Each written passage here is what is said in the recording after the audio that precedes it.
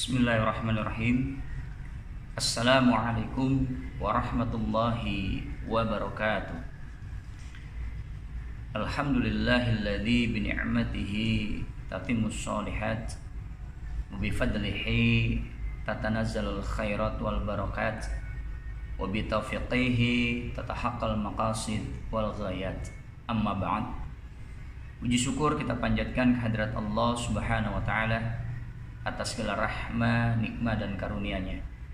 Terlebih nikmatul iman wa nikmatul Islam yang senantiasa mesti kita jaga dan kita tingkatkan terus sebagai bentuk penghambaan kita kepada Allah Subhanahu wa taala, dan tentunya akan sangat berguna dan bermanfaat bagi kita menuju keridhaan Allah Subhanahu wa taala.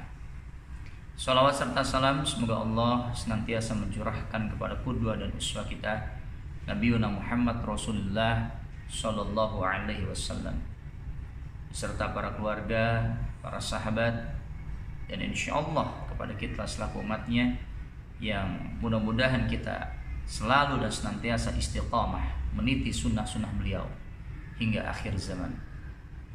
Alhamdulillah, kita kembali berjumpa dalam kajian ilmu di bulan yang penuh dengan kemuliaan ini, di Ramadan pada hari yang ke-15, yang insyaallah pada kali ini akan mengangkat tema terkait cara menjadi pribadi muslim yang berkualitas. Berbicara kualitas diri memang sangat penting bagi setiap manusia, karena kualitas diri itu menggambarkan kecakapan, baik itu kecakapan lisan, kecakapan akhlak, maupun kecakapan kemampuan yang bisa dituangkan dalam bentuk pekerjaan, yang bisa dilihat dan diukur seberapa besar kualitas atau kecakapan tersebut. Namun, kecakapan kita, kualitas kita sebagai seorang muslim mesti dan terus kita tingkatkan. Agar apa? Agar kita menjadi pribadi muslim yang setiap hari itu mengalami peningkatan dalam hal-hal yang tentunya diridhoi oleh Allah Subhanahu wa taala. Tentunya kita tidak ingin menjadi muslim yang biasa-biasa saja.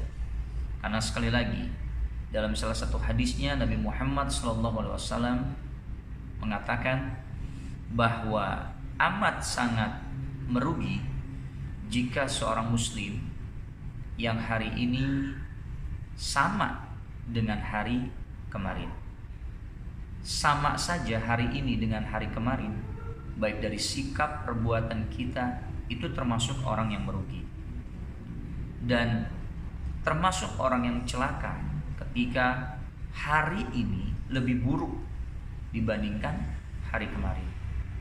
Ini termasuk orang yang celaka, dan termasuk orang yang beruntung jika hari ini lebih baik dibandingkan hari yang kemarin. Ini sebuah konsep yang diberikan oleh Nabi kita Muhammad SAW, bagaimana kita sebagai pribadi muslim dan muslimah untuk senantiasa giat dan bersemangat meningkatkan kualitas diri kita, tentunya dengan hal-hal yang diridhoi oleh Allah Subhanahu wa taala. Ada beberapa cara bagi kita untuk meningkatkan kualitas diri kita sebagai seorang muslim dan muslimah. Yang pertama, memulai dengan keimanan dan rasa syukur kepada Allah Subhanahu wa taala. Ini pondasi bagi kita, yakni keimanan. Sudah dibahas beberapa kali dalam kajian ilmu bahwa iman itu adalah bagaimana meyakini dengan sepenuh hati akan adanya Allah Subhanahu wa taala. Dan tentunya di dalam rukun iman akan adanya Allah, akan adanya malaikat, akan adanya kitab-kitab Allah, akan adanya rasul-rasul Allah, akan adanya hari kiamat, akan adanya qada dan qadar. Kemudian kita melafalkan dengan lisan, dengan bersyahadat, dan juga mempraktikkan nilai-nilai keimanan tersebut dalam kehidupan sehari-hari. Ini penting sebagai pondasi utama. Ketika kita berpegang teguh dalam keimanan kita, maka kita bisa menjadi pribadi muslim yang berkualitas. Selain berpegang teguh pada keimanan adalah kita bersyukur kepada Allah Subhanahu wa taala. Allah mengatakan, dalam surat Ibrahim ayat yang ke-7. A'udzubillahi minasyaitonirrajim. La in syakartum la azidannakum wa la in kafartum inna 'adzabi lasyadid. Jika kita bersyukur atas apa yang Allah berikan kepada kita, maka Allah akan memberikan nikmat yang bertambah kepada kita. Tapi sebaliknya, jika kita kufur, tidak bersyukur atas nikmat yang Allah berikan, maka bukan nikmat yang Allah tambahkan, tapi Allah berikan azab yang amat sangat pedih. Ketika kita merasa bersyukur atas apa yang Allah berikan, baik itu kecil menurut kita, belum tentu menurut Allah, tetap kita kedepankan rasa syukur kepada Allah Subhanahu wa Ta'ala. Hal yang kita miliki, hal yang kita butuhkan, itu tidak akan pernah ada puasnya. Karena sifat lahiriah manusia adalah tidak akan pernah puas terhadap sesuatu yang dia dapatkan. Tapi Allah mewajibkan dan menjaga kita untuk senantiasa menjadi hambanya yang bersyukur, abdus syukur. Ketika kita menjadi hambanya yang bersyukur, maka itu akan menjadi benteng bagi kita untuk terus menjadi pribadi muslim yang berkualitas. Itu cara yang pertama. Cara yang kedua adalah meningkatkan kualitas sholat. Sholat merupakan ibadah yang paling utama. Sholat merupakan amalan yang berbeda melalui cara Allah memerintahkan kepada Nabi Muhammad. Sama-sama kita ketahui, Allah memerintahkan ibadah sholat kepada Nabi Muhammad dalam peristiwa Isra wa Mi'raj. Nabi langsung Allah panggil dalam peristiwa Isra wa Mi'raj. Semula 50 waktu, kemudian Allah ringankan menjadi 5 waktu. Sholat juga merupakan penjaga bagi kita dari perbuatan keji dan munkar. Amalan setiap muslim dan muslimah akan dinilai baik oleh Allah diawali dengan sholatnya. Ketika sholatnya baik, maka seluruh amal ibadah yang lain pun akan dinilai baik. Tapi sebaliknya, jika amalan sholatnya kurang baik bahkan rusak, maka amalan ibadah yang lain pun tidak akan dinilai baik oleh Allah Subhanahu wa Ta'ala. Bahkan pembeda antara umat muslim dengan orang-orang kafir adalah sholat. Tapi sangat disayangkan, banyak sekali orang yang mengaku muslim, orang yang mengaku muslimah, tapi dengan sangat mudah dan gampang meninggalkan sholat. Bahkan ketika kita meninggalkan sholat tanpa uzur, ingat, tanpa uzur apapun, amat berat, sangat balasan dari Allah Subhanahu wa Ta'ala. Bahkan para sebagian ulama mengatakan bahwa jika seorang muslim dan bahkan para sebagian ulama mengatakan jika orang yang meninggalkan sholat tanpa uzur syar'i atau tanpa uzur apapun, maka dia bisa dikatakan telah murtad atau keluar dari agama Islam. Inilah pentingnya sholat bagi kita untuk senantiasa kita jaga. Nabi Muhammad SAW pun bersabda dalam hadisnya seperti yang diriwayatkan oleh Imam Muslim, bahwa sholat 5 kali sehari dari Jumat ke Jumat itu akan menjadi penghapus dosa-dosa kecil di antaranya, selagi tidak melakukan dosa-dosa besar. Nah, artinya apa? Kita mesti menjaga sholat, kita mesti menegakkan sholat, karena sekali lagi sholat ini menjadi benteng bagi kita. Sholat ini menjadi perisai bagi kita untuk kita bisa menjadi pribadi muslim yang berkualitas. Selanjutnya, cara yang ketiga adalah tidak melakukan hal yang sia-sia. Tentunya waktu yang Allah berikan kepada kita, baik itu waktu dalam kita menjalani kehidupan di dunia ini, maupun waktu dalam kita memiliki kesenggangan untuk menuntut ilmu, itu mesti kita gunakan dengan hal-hal yang sangat bermanfaat. Jangan sampai kita gunakan waktu yang dimiliki oleh kita, yang diberikan oleh Allah, untuk hal yang sia-sia. Percayalah, hal-hal yang sia-sia itu tidak akan mendatangkan manfaat sama sekali, bahkan bisa mendatangkan kemudorotan ataupun dosa bagi diri kita. Hal ini sesuai dengan sabda Rasulullah Muhammad SAW dalam hadisnya yang diriwayatkan oleh Imam Tirmidzi. Dan di antara kebaikan Islam seseorang adalah meninggalkan hal yang tidak bermanfaat. Jelas, hal-hal yang tidak bermanfaat lebih baik kita tinggalkan. Kita ganti dengan hal-hal yang bermanfaat. Terlebih di bulan yang penuh dengan kemuliaan ini, banyak perbuatan yang bermanfaat yang bisa kita lakukan. Kita bisa isi hari-hari di Ramadan ini dengan qiraatul Quran, dengan bersedekah, dengan berzikir, yang itu akan mendatangkan ketenangan jiwa, mendatangkan kemaslahatan bagi diri kita.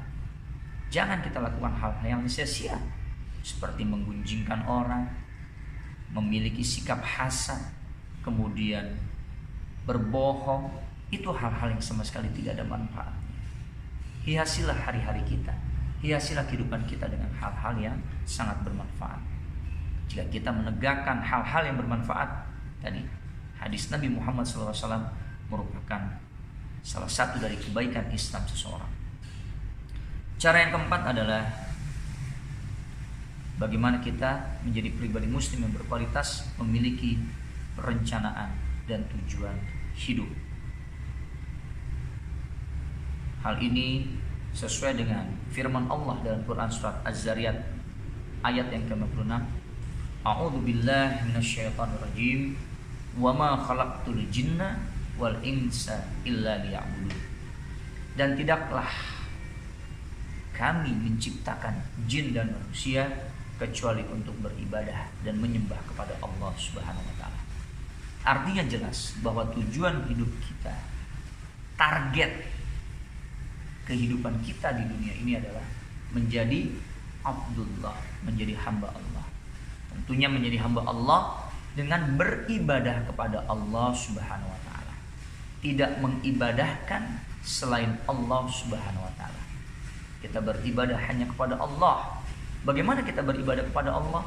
Ya tentunya dengan tuntunan yang diajarkan oleh Allah dan tuntunan yang diajarkan oleh Rasulullah Muhammad SAW. Dalam berpuasa, sekali lagi diulang-ulang kembali. Man shoma ramadhana imanan wahtisaban ghufirallahu ma taqaddama min dzambi. Siapa orang yang berpuasa di bulan Ramadan dengan penuh keimanan. Artinya keimanan di sini apa? Betul-betul beribadah hanya untuk Allah Subhanahu wa taala. Wahtisaban, dan pengharapan ujrah atau pahala dari Allah. Inilah contoh-contoh ibadah yang betul-betul kita laksanakan dengan ikhlas, dengan hanya mengharapkan ridho Allah Subhanahu wa taala.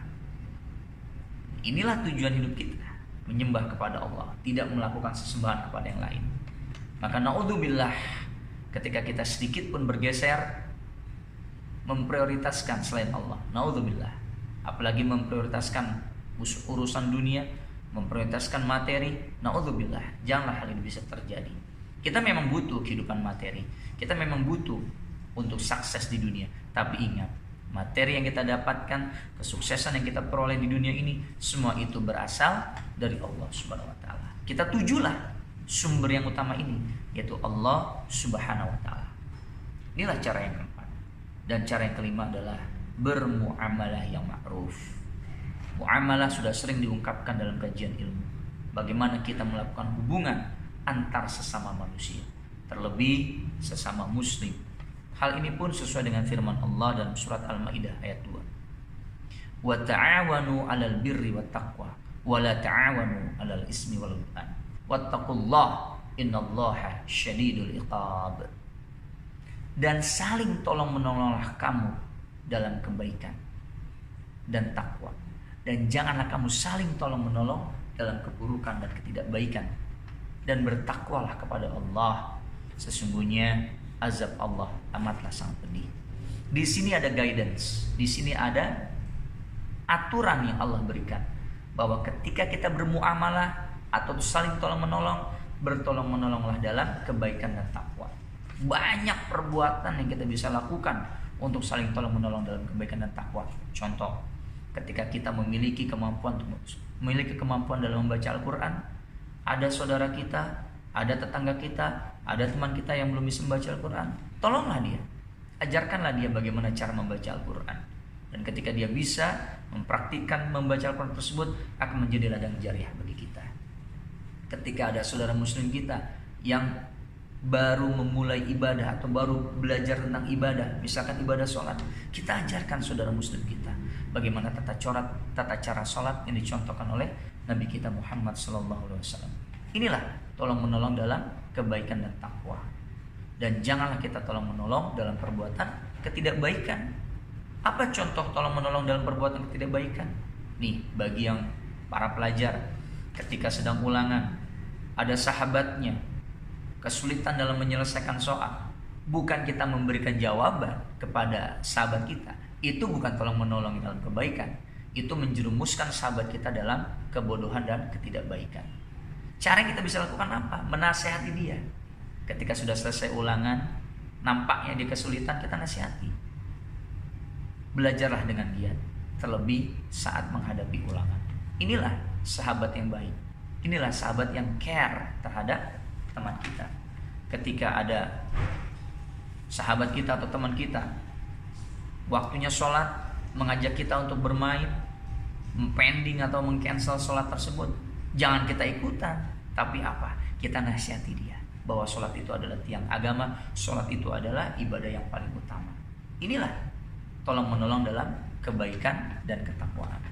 Dan bertakwalah kepada Allah. Tentunya kalau kita bertakwa kepada Allah, bermuamalah dengan cara-cara ma'rufun akan pasti dilakukan. Tidak mungkin orang yang bertakwa kepada Allah bermuamalah dengan cara-cara yang tidak ma'ruf. Inilah beberapa cara yang kita bisa lakukan agar kita menjadi pribadi muslim yang berkualitas. Disimpulkan, cara-cara tersebut apa saja? Yang pertama, memulai dengan keimanan dan rasa syukur kepada Allah. Yang kedua, meningkatkan kualitas sholat kita. Yang ketiga, tidak melakukan hal yang sia-sia. Yang keempat, memiliki tujuan hidup yang jelas. Dan yang kelima adalah bermuamalah dengan cara yang ma'ruf. Mudah-mudahan kita semua bisa meneladani dan bisa mempraktikkan cara-cara ini agar kita menjadi pribadi muslim yang berkualitas. Demikianlah yang disampaikan. Mudah-mudahan yang sedikit ini ada manfaatnya. Kurang lebihnya mohon maaf. Wal afu minkum. Wassalamualaikum warahmatullahi wabarakatuh.